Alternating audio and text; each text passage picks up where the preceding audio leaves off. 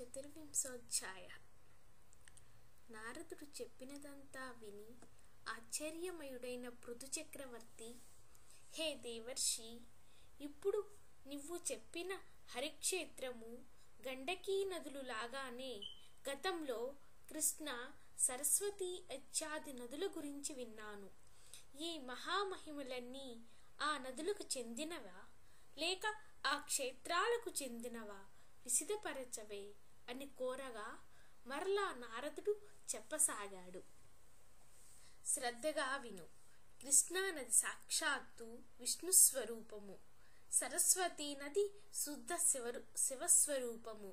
వాటి సంగమ మహత్యము వర్ణించడం బ్రహ్మకు కూడా అసాధ్యమే అవుతుంది. కృష్ణ సరస్వతీ నదుల ప్రాదుర్భావము. ఒకానొక చాక్షుష మన్వంతరంలో బ్రహ్మదేవుడు సహ్య పర్వత శిఖరాలపై సవనం చేసేందుకు సమాయత్తమయ్యాడు.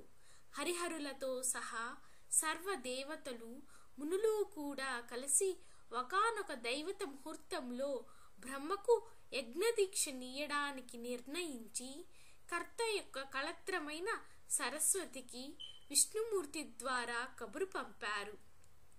అయినా సరస్వతి సమయానికి అక్కడకు చేరుకోలేదు.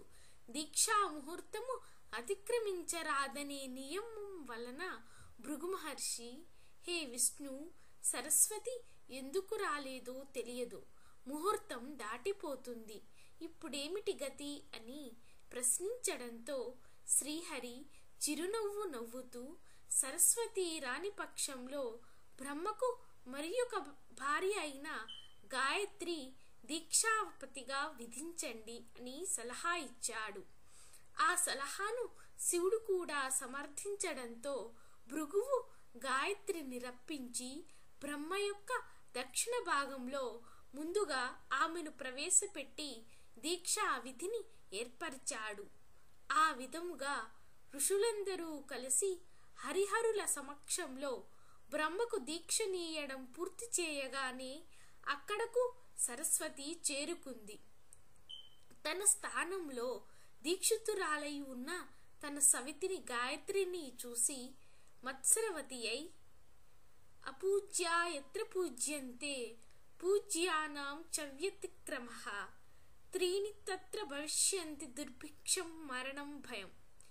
ఎక్కడైతే పూజార్హత లేని వారు పూజించబడుతున్నారో మరియు పూజనీయులు పూజింపబడడం లేదో అక్కడ కరువు, భయము, మరణము అనే 3 విపత్తులు కలుగుతాయి.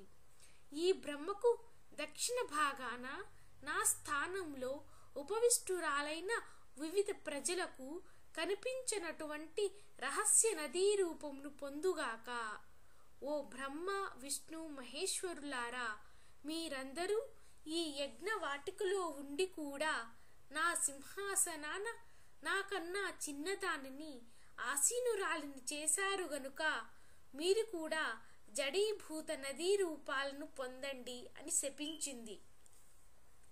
ఆ సరస్వతి క్రుద్ధ వచనాలను వింటూనే చువ్వున లేచిన గాయత్రి దేవతలు వారించుతున్నా సరే వినకుండా, ఈ బ్రహ్మ నీకు ఏ విధంగా భర్తయో అదే విధంగా నాకు కూడా భర్తనే అని విస్మరించి అకారణంగా శపించావు కనుక నువ్వు కూడా నదీ రూపాన్ని పొందు అని ప్రతిశాపమిచ్చింది. ఈ లోపల హరిహరుల వాణిని సమీపించి, మేము నదులమైనట్టయితే లోకాలన్నీ అతలాకుతలమైపోతాయి కనుక అవివేక భూయిష్టమైన నీ శాపాన్ని మళ్లించుకోమన్నారు. కానీ ఆమె వినలేదు. యజ్ఞాదిలో మీరు విఘ్నేశ్వర పూజ చేయకపోవడం వలననే నా కోపరూపంగా యాగం విఘ్నపడి ఆగమయ్యింది. పలుకుల పడతినైనా నా మాట తప్పదు. మీరందరూ నదీ రూపాలను ధరించి మీ అంశలు జడత్వాన్ని వహించవలసినదే. సౌతులమైన నేను, గాయత్రి కూడా నదులమై పశ్చిమాభిముఖంగా ప్రవహించబోతున్నాము అని చెప్పింది.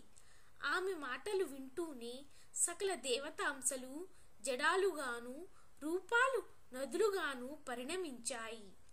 ఆ సమయంలో విష్ణుమూర్తి కృష్ణానదిగాను, మిగిలిన వారు ఇతరేతర నదీ రూపాలుగా మారిపోయారు. బ్రహ్మ, విష్ణు, మహేశ్వరులు తూర్పు ముఖంగాను, వారి వారి భార్యలు నదులై పశ్చిమాభిముఖంగాను ప్రవహించనారంభించారు. గాయత్రి, సరస్వతి నదీ రూపాలు సావిత్రి అనే పుణ్యక్షేత్రంలో సంగమాన్ని పొందాయి. ఈ యజ్ఞంలో ప్రతిష్ఠితులైన శివకేశవులు, మహాబలుడు, అతిబలుడు అనే దేవతా స్వరూపాలయ్యారు. సర్వ పాపహారిణి అయిన ఈ కృష్ణా నది ప్రకర్షోత్పత్తిని భక్తితో చదివినా, వినినా, వినిపించినా వారి వంశమంతా కూడా నదీ దర్శన స్నాన పుణ్య ఫలవంతమై తరించిపోతుంది. 23, 24 అధ్యాయములు 27వ బహుళ ద్వాదశి రోజు పారాయణము సమాప్తము.